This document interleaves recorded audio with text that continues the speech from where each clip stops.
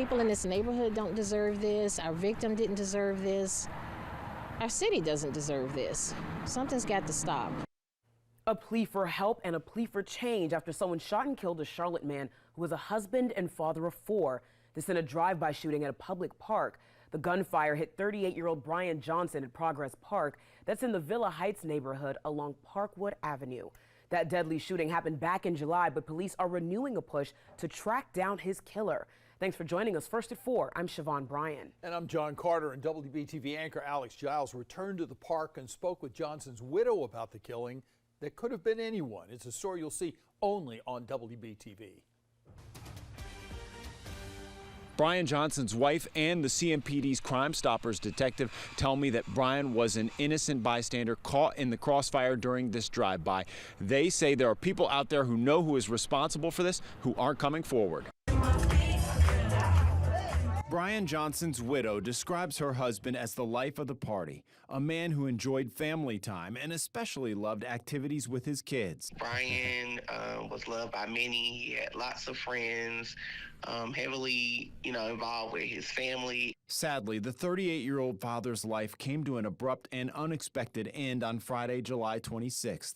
Ashley Johnson says her husband was on his way to pick up his kids from Vacation Bible School. He stopped to talk to some people he knew at Progress Park and had only been there a few minutes when he was gunned down in a drive-by shooting. It was still light out. I couldn't believe it. I still can't believe it.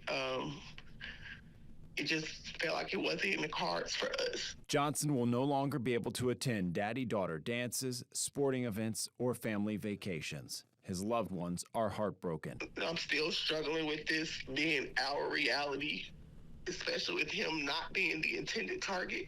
Not the intended target. Detective Jacqueline Clyburn from the CMPD says investigators do believe Johnson just happened to be in the wrong place at the wrong time. It could have been anybody. It could have been someone's grandmother. It could have been someone's, innocent child. Our victim was a family man. His children should not have to grow up without him.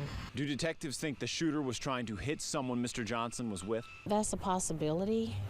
We don't know, but that's a possibility. Brian was just an innocent bystander. Our family will never be the same because of someone else and their problems with other people. Detective Clyburn and her colleagues are now trying to figure out who is responsible for the deadly drive-by. She says investigators have leads, but no one has been arrested.